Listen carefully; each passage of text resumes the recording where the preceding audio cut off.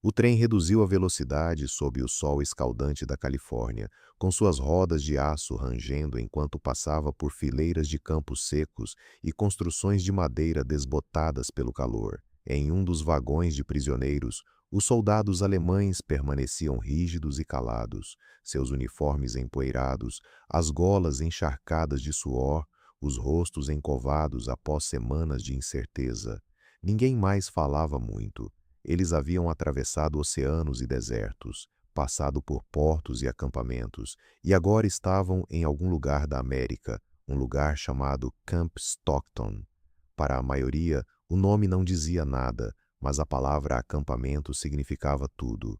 Significava regras, guardas, arame farpado, ordens gritadas em uma língua que metade deles mal compreendia. Significava mais espera, mais desconfiança, mais humilhação. Os prisioneiros mais velhos haviam enchido as cabeças dos mais jovens com alertas durante a viagem. Não espere bondade. Não confie em sorrisos. E o que quer que ofereçam, lembre-se, sempre tem um preço. Assim, quando as portas se abriram por fim e os homens receberam a ordem de descer, eles pisaram com cautela, examinando o acampamento com olhos semicerrados. O lugar já parecia estranho, aberto demais, quieto demais. Os guardas estavam armados, sim, mas não latiam como os homens que os prisioneiros imaginavam. Alguns davam instruções curtas. Um até indicou a sombra para um prisioneiro exausto, sem que pedissem. Isso só aumentou a suspeita dos alemães. Um cabo loiro chamado Erich Weber, com apenas 23 anos e capturado recentemente na África do Norte, estreitou os olhos para os prédios do acampamento à frente. Ele esperava barracas, talvez um refeitório, talvez blocos de punição. Em vez disso, viu algo que o fez franzir a testa. Longas fileiras de tecidos brancos tremulavam ao vento quente, camisas, lençóis, toalhas, todas limpas. Ele as fitou como se fossem uma armadilha. Os homens foram levados pelo processo de triagem, contados e inspecionados, designados a locais e instruídos a aguardar perto de uma das áreas centrais do pátio. O calor pesava como uma carga. A poeira grudava em suas botas. Em algum lugar próximo, máquinas zumbiam e trepidavam. Então surgiu um sargento americano com uma prancheta na mão. Ele tinha rosto largo, pescoço queimado de sol e a tranquilidade de quem repetira o mesmo discurso tantas vezes que não se importava se alguém aprovaria. Um tradutor o acompanhava. O sargento falou algo. O tradutor pigarreou. Vocês todos vão receber roupas limpas, anunciou em alemão. Seus uniformes velhos serão recolhidos para lavagem. Um burburinho percorreu o grupo. Eric piscou. Lavagem? Alguns riram baixinho, achando que haviam entendido errado. Um dos prisioneiros mais velhos, um ex-professor chamado Kurt Heinemann, franziu a testa e perguntou: Lavagem para quem? O tradutor pareceu confuso. Para vocês? O burburinho aumentou. Os prisioneiros trocaram olhares. Vários baixaram os olhos para suas próprias túnicas, como se as vissem pela primeira vez, endurecidas pelo sal, manchadas de sujeira antiga, remendadas nos cotovelos, exalando o cheiro de transporte, suor e meses de guerra. Um soldado americano raso se aproximou com um grande saco de lona e apontou para uma pilha que se formava perto de uma plataforma de madeira. O tradutor explicou: Deixem seus itens sujos ali, camisas, meias, toalhas, roupas íntimas. Vocês os receberão de volta limpos. Por um instante, ninguém se mexeu, pois para muitos daqueles homens a palavra lavanderia não significava o que aparentava. Nos acampamentos e estações de campo que conheciam, lavar era um luxo apressado e esporádico. As roupas eram enxaguadas em bacias, esfregadas à mão, secadas em qualquer corda esticada entre postes ou árvores. Às vezes havia sabão, às vezes não. Meias eram usadas molhadas, cobertores eram divididos. A higiene virara um detalhe secundário à sobrevivência. Por isso, Quando os americanos mencionavam lavanderia, os prisioneiros pensavam que era gíria do acampamento para outra coisa. Inspeção, confisco, desinfecção, punição. Algum procedimento de despir para relembrar que estavam derrotados. Eric se inclinou para Kurt e sussurrou. Eles não querem dizer lavar. Não podem. Kurt não respondeu. Ele observava uma fileira de máquinas metálicas em um prédio aberto ali perto. As tampas se abriam e fechavam. Vapor subia delas em rajadas. Trabalhadores se moviam entre elas, carregando pilhas de tecidos tão brancos que quase brilhavam ao sol. Parecia impossível. Um prisioneiro no fundo do grupo murmurou. Talvez queimem as roupas. Outro disse. Ou revistem cada costura atrás de coisas escondidas. Um terceiro acrescentou sombriamente. Ou devolvam-as de outra pessoa. O sargento notou a hesitação. Falou algo breve.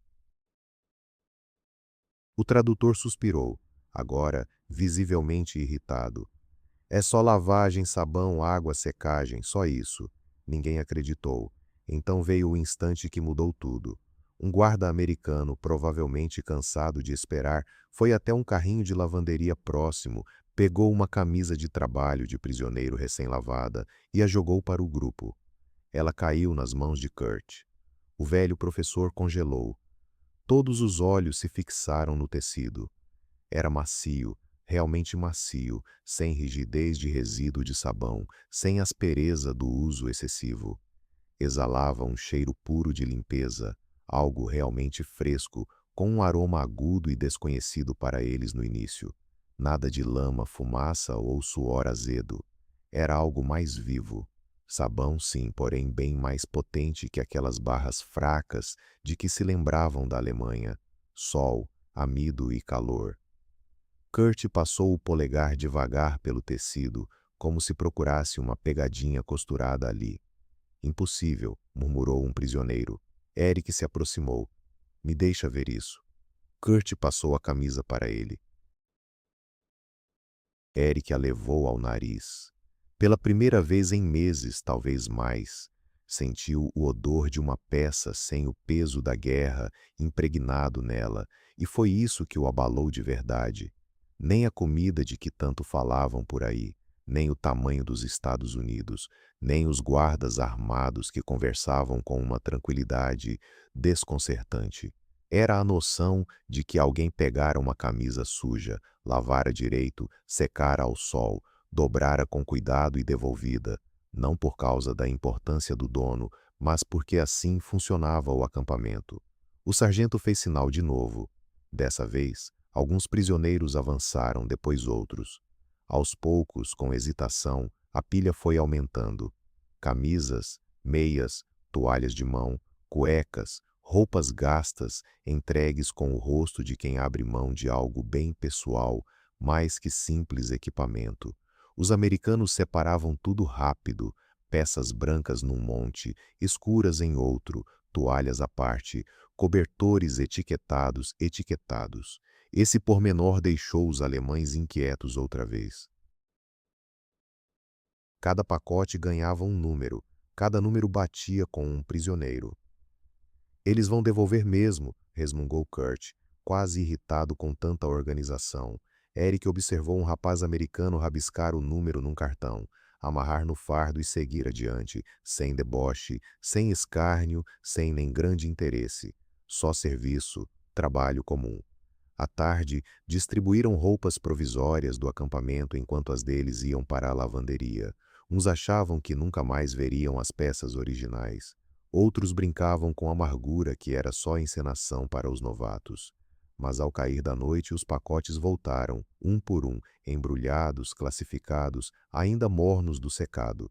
Eric pegou as meias primeiro, deu uma risada ao tocá-las. Do outro lado, um prisioneiro virou a toalha nas mãos 3 vezes antes de soltar, incrédulo. Isso tá mais limpo que tudo que eu tinha antes de ser pego. Alguém resmungou. Chamam isso de lavanderia? A frase pegou fogo naquela noite. Chamam isso de lavanderia? Nada de balde, margem de rio, pano e água fria, mas máquinas, sabão, vapor, dobra, método. A descrença correu pelos barracões mais rápido que qualquer ordem oficial.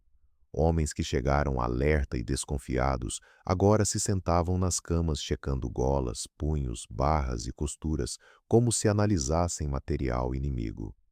Kurt ergueu a cueca e soltou, num tom entre elogio e bronca: "Tá mais branca que quando saiu do estoque em 1942." O barracão explodiu em risos cansados. Foi a primeira gargalhada de verdade desde que chegaram. Eric não riu por muito tempo. Ficou na cama com a camisa limpa estendida nas pernas, fitando-a em silêncio, porque o impacto já não era só o pano. Era o que o pano revelava. Aqueles homens entraram em Camp Stockton, CA, esperando um sistema todo voltado para o castigo. Previram descuido, rigidez, humilhação. Era assim que se imaginava o trato com prisioneiros, na cabeça de soldados amedrontados que perderam a guerra e caíram nas mãos do inimigo. Mas aquilo era ordem sem maldade, rapidez sem berros, asseio sem vexame. E no silêncio que veio depois, Eric percebeu algo que preferia não verbalizar.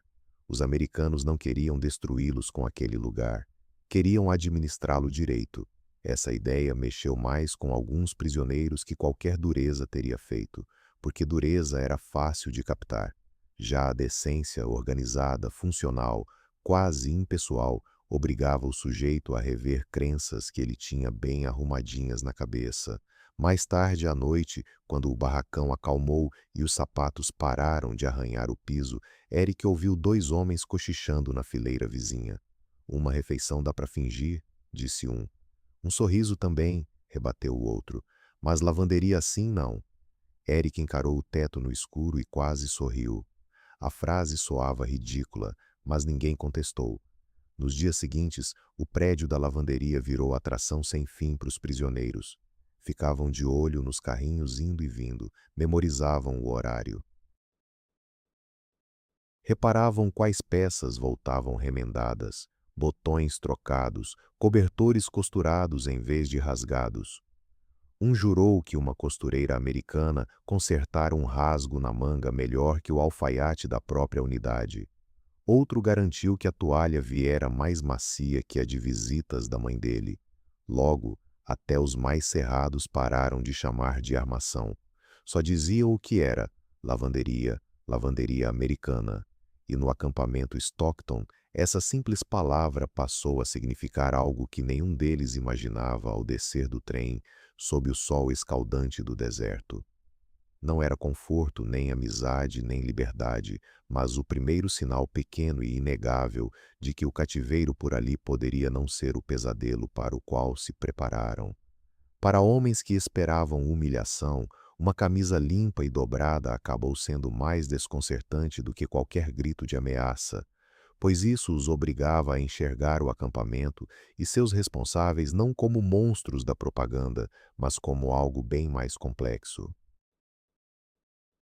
E para muitos dos prisioneiros de guerra alemães em Stockton, essa percepção começou no dia em que foram instruídos a entregar suas roupas sujas para o que os americanos chamavam de forma tão banal: